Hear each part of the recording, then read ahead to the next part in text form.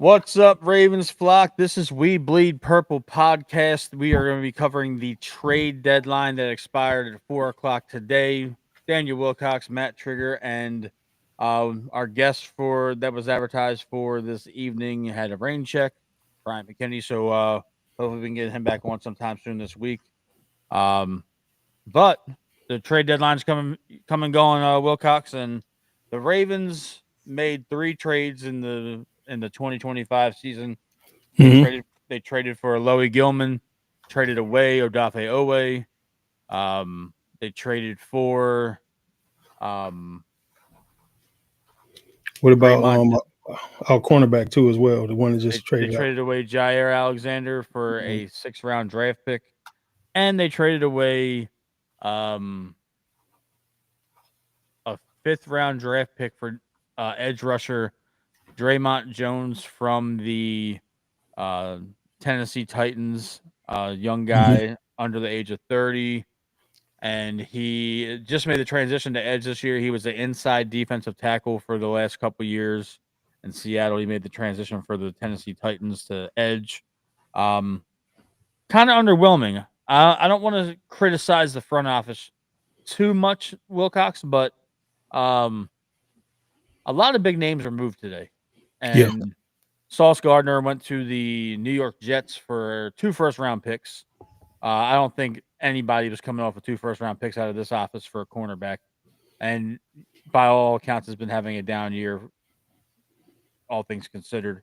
Quinnen Williams, who everybody in Ravens flock wanted us to move him, make a move for him today. And I want to kind of bring that up for a second before we get into Draymond Jones and our guys. How'd you feel about that? Because I know you were pushing hard for Quinnen Williams too. I wanted Quinnen. When we were talking, I wanted Quinnen Williams. But if you look at the factors, I know we got 14 million in cap space right now, and the Ravens don't usually operate with that much cap during the season. It's usually Right. half that or hardly any at all. Right. We already have 25 million invested in Justin Nnamdi Madubuike, sorry. And he may never play again. They're not sure what the prognosis is for his neck. There's been a lot of speculation. He's averaging 25 million a year. Even if he retires, we still have to pay his signing bonus for those allotted 4 years. Yeah. So you already have a lot of money invested in that position with Madubuike. Now you're talking about another defensive tackle that made slightly more than Madubuike. The Ravens weren't going to tie up that much cap space in those 2 guys specifically. And you don't think they could have restructured Madubuike's deal? But the thing is, you're kicking the can down the road because you still got to pay him his guarantees. Yeah, that's what I'm saying. Just restructure it and pay it down the road. You could have, and they could have went to somebody like Lamar Jackson or Marlon Humphrey to potentially restructure their deals. But if I'm Madubuike and you got to give me 25 mil a year, and then you got to string that out 8 million a year, for the next 10 years, or what I'm saying? Like, I'll do that all day, especially if I'm not playing no more. Yeah, it kind of guarantees me a big check every single year for the next 10 years or whatever. You know what I mean? Yeah, I mean, they could have made that work in a way, but then you're talking about the draft capital. A number with our current record, a 2nd-round draft pick right now is essentially a pick in the low 40s, high 30s. So it's another fringe 1st-round pick, honestly. And then there's a 2027 1st-round pick that the Cowboys gave, plus their young rising star, Mozzie Smith, to replace Williams in New York. So if I'm equating what we could have possibly did, we could have given him a 2 and a 1. Not saying that DaCosta would have done that, but that could have happened. But you're probably sending Travis Jones to New York if they wanted a defensive tackle, because I don't think they're going to send Peebles in that deal. They're not going to send Urban in that deal. Yeah. So Travis Jones is the next logical, because he's on a contract year. So they were looking to dump contracts. That would have been Travis Jones, and I don't know if DaCosta would have parted with him either. So that's a very fair assessment. I wanted Quinnen Williams. He's a game changer. He's arguably one of the best defensive tackles, interior pass rushers in the entire league. Right. He demands double and triple teams. I just didn't think they were going to do it. What about you? I mean, I agree with you 100%. I think we need a big D tackle. We missing a Haloti Nada, a Kelly Gregg, a chemo Atu. We missing one of those type of guys. So to have somebody in the middle like that could come in and just stunt for us, I think that changes everything. I mean, the issue why your linebackers are not getting to the tackles right now is because they have to fight off too many blocks to get to the ball. So if you bring that big guy in the middle that could disrupt everything, that warrants that double team in the middle, Yeah. now that frees up your linebackers to go do damage, like crazy damage. And that's what we've been missing. Like I feel like this entire year and last year. So with Metabike being out, you have absolutely nothing to disrupt the middle of the field at all. We honestly lucked into drafting Matabike in the third round a couple years ago. He's been fantastic for us all this time. It's terrible what happened to his neck, but when you bring up somebody like Haloti Nada, Halodi's he should be a Hall of Fame defensive tackle. The dude was just a different beast on the field. You had the pleasure of Yeah. playing with him for a couple years, Yeah. but in order for the Ravens to draft a defensive tackle of that caliber, we have to finish very bad in the regular season. And as long as Lamar Jackson's our quarterback, we're always going to be slated to win double-digit games. Now, this has been a rough start to the year. We got our asses handed to us through the early part of the schedule, and we've had 2 bounce-back games, and we have a possible third on Sunday coming up. But at what point do you have to make a move while you have Lamar Jackson? Not saying trade him or anything like that, obviously, but you're not going to get a dominant defensive tackle unless you're picking in the top 5, the top 10 at worst. So that will Right. require DeCosta to mortgage future years to move up into a draft now, and I just don't feel like we have that front office that's going to do that, considering they like to stockpile draft picks. I don't think I would do it either. I think I wouldn't sell the house to be able to get a D tackle. There's D tackles out there that you could bring in through free agency that could help this team out and help the squad out a lot. Hell, we could have just kept Calais Campbell in that case. Yeah, I didn't feel like Calais should have left the Ravens in the first place. We should have kept him all this time. But I also felt the same way about who's the edge we had that just got picked up? Big fella that came in last year, the year before last, Clowney. yeah, I David Clowney, yeah. yeah, I felt like we should have kept Calais and kept Clowney, both of those guys, so if you could have found out a way to kind of split money between them two and figured out a way to keep both of them in house, Mhm. then we wouldn't even be having this conversation right now. No, you're absolutely right. Right. I also want to ask you about the deadline itself. Do you think the last 2 games where the defense has kind of gotten out of their funk and the offense is starting to score points again, do you think that the Ravens felt like that they were almost okay at the deadline and they didn't have to do anything drastic in terms of the deep? 100%. So you think it was like kind of like, I'm not gonna say false hope, but it's not like they were 1-7 at the deadline. They're 3-5 and they're ascending, and we're 2 games out of first place in the AFC North with a losing record. And So it, you know, so one thing I can say is that this front office is not like your average front office. They really think things through big time. They make the decisions based off what their defenses is and what the personnel they need for the defense. They're mhm, not like other teams that just go grab players because they're available. They right, bring in guys that actually fit into the system, guys that should work well within the system, and then guys that have the right type of personality to kind of fit in with what they got going on in the locker room, so it doesn't disrupt the locker room.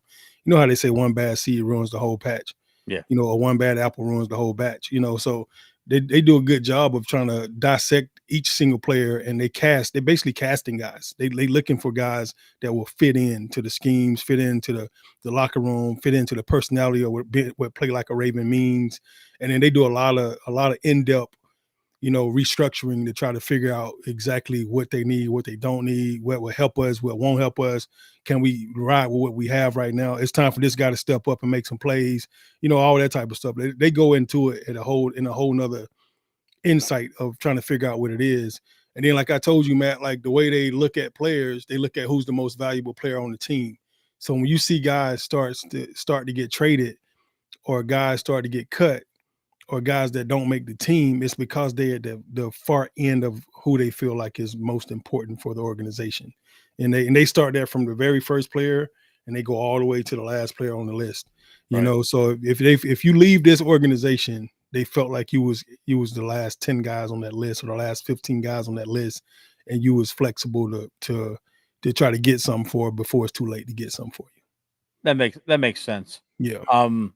I know a lot of people were disappointed. I listened to the local sports radio on the way home, and they weren't happy. A lot of the callers weren't happy. That we didn't get somebody. That we didn't pick up a big name, and That's because we tired of seeing our front guys getting their asses whooped. yeah, You know, so I get it. You know, like I told you I'm becoming a fan too. So if you think illogical, irrational, if you don't think business minded, and this is a business, people, let's not get it twisted. This is an absolute 100% business. This is not like fantasy football. This is not like you playing Madden. This is not like, man, I'm gonna go get this dude because he got a cool name. You are absolutely running a business, and in order to run a business, you got to be very strategic with every single decision you make, and you got to think about the long term, the short term, the personalities, the people that you're bringing into your company in order to make your company a Fortune 500 company. So you can't just go out and just grab somebody because they got a cool name or because they play good for somebody else. They actually have to fit into the scheme for it to really make sense. And these guys do a lot of thinking, and they put there's a lot of forward thinking that goes into making these decisions. And I can't think of a bigger brain to do it than Eric DeCosta, and besides Ozzie. Right. That's a fair assessment. Mm-hmm. I think a lot of this honestly might have been, I guess, so-called sticker shock for some of the teams, what they were asking for some of these guys. Now, Right.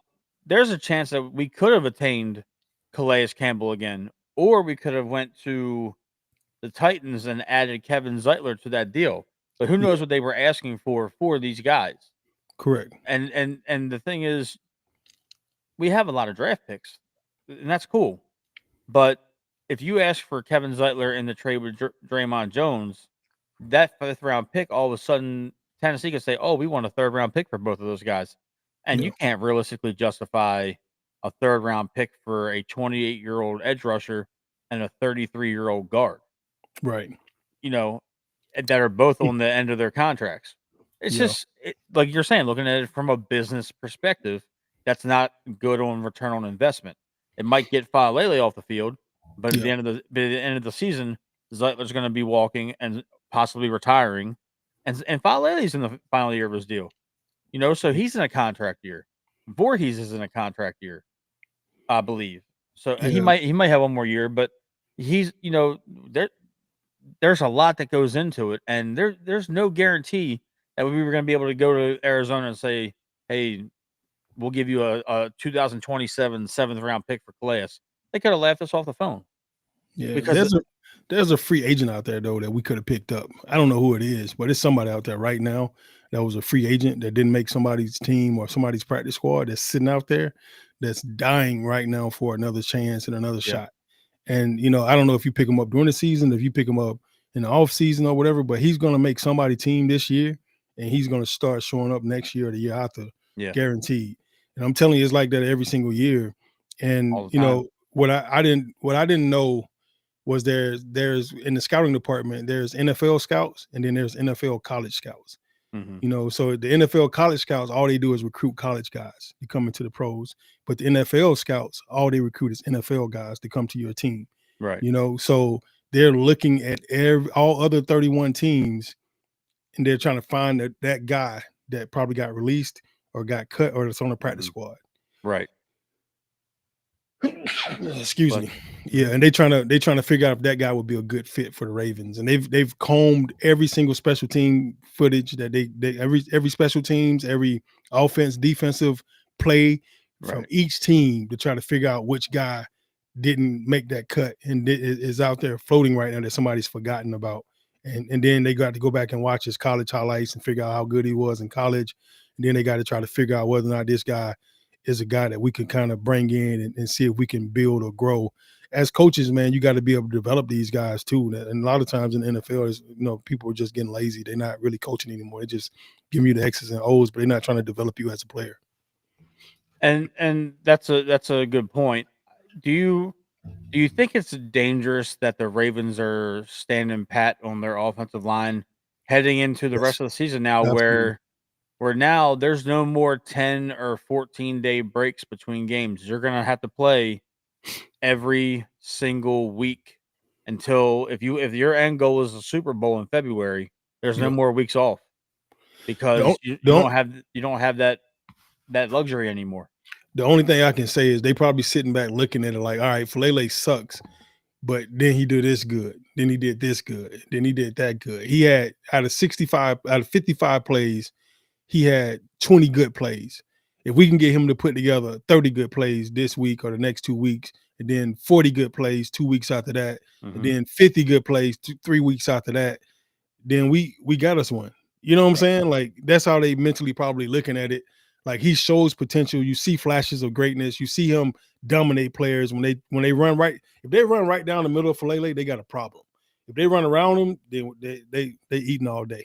You know, so it's one of those things that you have to really figure out. You have to really, really, really figure out. Hi, baby. I see you. Thank you for watching. Yeah, that was your wife, right? That was Sam. No, that was Sam, but it's my daughter. Hi, daddy. I'm on my iPad. That's so cute. I'm happy that she's I love watching it. us. It's I love that she's watching this too, bro. yeah, she's watching. She's a She's sweetheart. She just yes, came she is. on, guys, before the show and just saying, "Hey, Daddy," and gave Matt the biggest hug, and Matt just Yeah, got so soft. yeah, I Correction did. officer, my ass. Yeah, okay, yeah. I can't treat her like an inmate, man. But getting back on track. Thank you for watching, baby doll. Yeah, Um, yeah, it's funny that we're thinking about going into the rest of the season with this offensive line. Hopefully, they catch Emery Jones up to speed, and he can kind of supplant one of those guys, and mhm, we can make everything happen for that, and maybe Kenyon Green gets up to speed on the practice squad, and he can step into the offense and take over for Lele. But like you said, there might be something good on film, and they're like, "Oh, we're gonna keep him yeah, in the starting lineup." And I think a lot of it's being masked again because Pat Ricard's been back for 2 games now, yeah. I and mean, Pat definitely makes a big difference, bro. he does. And the thing is, Derrick Henry's rushed for 200 yards and 2 touchdowns since he's been back. Yeah, So that makes a world of difference. yeah. I And mean, worst come to worst, put Pat ass at guard. He 300 pounds, bro. they tried doing that, and apparently he wasn't really feeling it a couple years ago. Yeah, I wouldn't feel it either if I was Pat. Yeah, I mean, it's job security. But you Yeah, know, but it's just some things you just don't. I mean, it took me a minute to switch to tight end. Like I played receiver pretty much all through college, and then my last year, I was like, all right, bro, it ain't working. I'm not getting enough balls. What I got to do to get more balls? It's like move to tight end. I told you I got you. I moved to tight end. I catch freaking almost 100 balls at tight end. yeah, You know, and I think I had like 30 balls at receiver like the year prior, and then they moved me to tight end midway through that season. I end up with like 40 catches in the last 3 games of the year and like 5 or 6 touchdowns. It's like, bro, I ended up with almost 70 catches in my junior year because I moved to tight end, mhm, you know, and then my senior year, I almost catch 100 balls, you know, so you got to figure it out. Like it wasn't tight end was never a glorious position in my eyes. It was only I was used to playing receiver. It was fun. I like being out on the edge. I like going deep, all that type of stuff, bro. So it was fun, catching touchdown passes and moving to tight end. I didn't think that was the best move, but when I moved, you know, I didn't, I was a hybrid, so it made yeah, me a hybrid instantly. As soon as I moved to tight end, all of a sudden I became a guy that now had to line up on safeties and linebackers and still got to line up on the best corner on the team.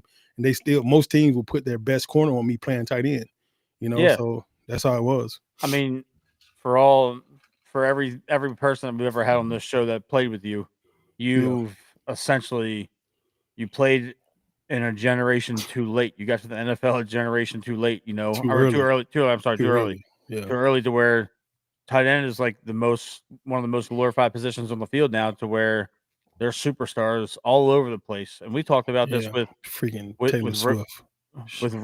with Ray Rice. Yeah. We talked about the fact that there's probably 10 tight ends in the NFL right now that are dominant. Yeah, The balling. kid in Las Vegas, Brock Bowers, he had 3 touchdowns on Sunday. Yeah, Kyle Pitts is playing decently. Then there's Hawkinson and Mark Andrews and Isaiah Kelce, Likely. Isaiah We Likely. got 2. We got 3. Charlie Kohler's Yeah. out there, running as slow as I am, and Yeah, I mean, making moves and all Yeah. that good stuff. yeah, But Charlie doing his thing. he is. Even So, Hopper is balling again. You just Yeah. play for the Falcons. mhm. Yeah, he balling. And Kelsey, Kelsey's he had a good game against Buffalo the other night. what's the one in San Fran? Kittle. Kittle, yeah. Yeah, He's a boy, character, balling. man. He is. He's definitely a character. I like the fact that the Ravens did go out and make a move. It might be the thing is I didn't know a whole lot about him when we traded for him, but after looking him up a little bit, Yeah. Draymond Jones, he's a former interior defensive lineman, so he was playing at around 300 pounds. Did he get drafted? He got drafted by the Seahawks. I think he was the 3rd round draft pick. If I'm not mistaken.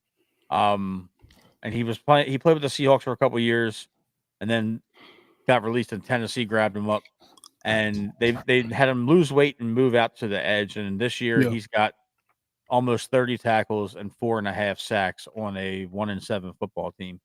Wow. I know we're not much better record wise, but now he instantly becomes our best pass rusher because we're not getting any pressure with our edge guys right now. So I like the move that they went and got help, and then they signed Carl Lawson as a free agent. So we're gonna have some new pass rushers in the rotation come Sunday against. Oh, we did sign Carl. We signed Carl Lawson to the practice squad. He's probably going to get elevated. They released. Side note: they released Sanusi Kane today. They did? The safety. Dang, I didn't know and that. That's the safety that I told everybody in the beginning of training camp. I didn't think he should have made the team. And you kept him and you let Bo Braid go and get claimed by the Giants. Now, I'm not saying Braid's any better, but I said it all summer. But Braid was a hometown guy though, right? Yeah, Braid played at Maryland and all that. He's local. But that was part of the bias. Yeah. But Kane got released. He was the slated strong safety. They went and traded for Alohi Gilman. He took snaps from all those other guys that were back there. They've released Lowry and Kane this year. And you could have kept other guys to play the position. But, getting back to Draymond Jones, 4.5 sacks, a fresh start on a better football team. Hopefully this works out for us, and hopefully Carl Lawson can find the fountain of youth for a little bit longer and give us a little bit of pass rush, because I don't want to speak ill of our players personally, but professionally, does it look like KVN has lost his legs? Tavian, who was Tavian? No, KVN, Kyle Van Noy. Oh, Cal Van Noy. Do you think the well ran dry on the being able to be explosive, because he was the last couple of years? Do you think he hit that wall finally? I think the last couple of years he was left in a lot of one-on-one situations because of Matt BK and big fellow Pierce that we had in the middle. Yeah. So I think it freed him up a lot more, and the defensive schemes allowed him to have a lot more one-on-one matchups and not get chipped and not, get pressured. So he was able to benefit. Because I know 2 years ago, Matt BK had a hell of a year. He balled. Yeah, he balled the hell out. Yeah. So anytime you're getting that type of pressure, from another interior D lineman, it frees up those outside guys to be a little bit more loose. And then that was the year that we had, I think, Patrick Queen and Roquan back there too at linebacker. So you had 2 dogs back there really eating. So it just freed us up, man. It just made us a lot better. We had Clowney on the edge. Yeah, Clowney was out there. Yeah, that helps, man. I'm telling you. So it takes a lot of pressure off of you. So I think the guys they had around him just made him better, and I don't think he's any worse or better this year. I just feel like he just doesn't have the supporting cast that he had that allowed him to be the dog that he was. and he was able to capitalize off off those couple of years of having great guys around him, Calais Campbell, all those guys. So with them being gone, shit, now you got the man up for real, and I just don't Yeah. think you got it in them no more to do it like that. That's fair. Get it out of the mud. It's been a little bit, brought up a little bit more on social media and on the local radio stations about Van Noy. And he came here and 2 years ago, 3 years ago, he came off the couch and had a productive year. He had a, career high sack year. Yeah. But like you said, he had Pierce, he had Matabike, he Mhm. had Clowney, Van Noy, Owe. So there was a solid rotation up front. It was. And now Yeah. that's like one of the weaknesses of this team this year. But I think that between Lawson and Draymond Jones arriving, you're going to play both of them this weekend. I think you don't really have a choice, considering that Justin Jefferson and Jordan Addison and all those Aaron Jones and all them guys are, going to be ready to go. They're having an off year as well, so they got something to prove. They got to, get a win as well. But yeah, I was overall I wasn't too shocked that the Ravens didn't go and pay these outrageous sticker prices for one of these guys that got traded today. Yeah. It's not really how we cut. We're not cut from that cloth. We're we're gonna not. we're gonna get guys pretty much going out of the league or just get that burst of energy when they go to a new team and they was dogs for years and Yeah. years at the other organization or franchise, and then we'll get them for a little bit of nothing at the end, and then they'll get a reburst of energy for another year or two, kind of like Kyle Van Noy. Yeah. Had a burst of energy there. We like your Clowneys, your Calais Campbells. We're able to grab those type of guys. So the Anquan Boldens of the world. And then they come and ball for us for a couple more years before they out all the juice. Right. The juices ran out. And the Steve Smiths. And realistically, if you want to think about it, Eric DeCosta has made an in-season trade in 4 of his 8 years as Ravens general manager. 5 if you count this year at the trade deadline. So he's done 5 out of his 8 years. He's added somebody in season. This year was Alohi Gilman and Draymond Jones. A couple years ago, he had a Roquan Smith. A second, for a second and a fifth. And then he traded for Marcus Peters during the season, and he traded for Calais Campbell during the season, and he traded for Yannick Ngakoue during the season. Yeah. So he's made the moves, but if people look at those trades, he's never moved anything more than a second round pick to acquire anybody. It's always been a day 3, 5th, 6th, or 7th round type of move. DeCosta might make more trades than what we're accustomed to, but he's not giving up the bounties that people are expecting. I would love if Quentin Williams was on his way to Baltimore right now. I think you would too. Well, me too. Yeah. Man, who you telling? I would love it. But as we outlined at the beginning of the show, money, draft picks, and the fact that DeCosta isn't notorious for mortgaging a first or second round pick for anybody. They did it with Roquan and gave him $100 million. But at that time, we needed help next to Patrick Queen, and that was our weakness, was the middle of the defense, and he addressed it. But it was like a perfect storm because we needed the help, and Roquan asked for a trade. If Roquan never asked for a trade, I don't think we ever get Roquan Smith if he didn't ask to be moved. Also, we was on our way to a Super Bowl. That was all we was missing. Right. Needed that one piece to kind of solidify we was going to take that ride. So that one piece came in and we took off, and Patrick Queen worked harder. He got better all of a sudden. He was like, damn, Patrick Queen is a dog for real. Like, he was playing good, but when Roquan came in, all of a sudden he started playing great. It made a really great dynamic duo in the middle of the field where it wasn't real, it was a 1A, 1B type thing. It wasn't like no 1 or 2. It was just like a 1A, 1B. And they complemented each other really well, but greed and money and who you gonna pay and you like him more than me type thing start happening, and then next thing you know, the kid ended up being a damn Pittsburgh Steeler out of all places you can go. Yeah, him and Malik Harrison are up there, and they're playing on from all accounts, the Pittsburgh Steelers defense is worse than ours, but they've just won more games. Yeah, Elliott's over there too. Yeah, Deshaun. I thought he was I thought Deshaun was a heck of a safety. I would have loved that we would have been able to keep him a little bit longer. Yeah, he I thought bounced around quite a bit too after he left. He ended up in Detroit for a little while and Miami for a little while, and he landed in Pittsburgh. They seem to like him there, but yeah, because he's a knucklehead. That's why. yeah, Knock your head need a off couple of those guys hanging around. But for sure. that'll do it for our trade deadline show, Wilcox. Hopefully we can get a Minnesota Vikings show in the next couple nights. Yeah, for Yeah, sure. we'll definitely be back for a Minnesota Vikings show. It'll be either Thursday or Friday. Wilcox and I will definitely advertise it when we lock it down. That'll do it, Wilcox. Everybody that's following along and watching, follow our new Twitter page, X page, We Bleed Perp. You'll see our logo in the corner on the picture. And as always, like, subscribe, and set your notifications for when we go live on YouTube. We Bleed Purple Podcast. Wilcox, where can everybody find you on your socials? You can find me at Coach Wilcox on X and at Daniel.Wilcox on IG.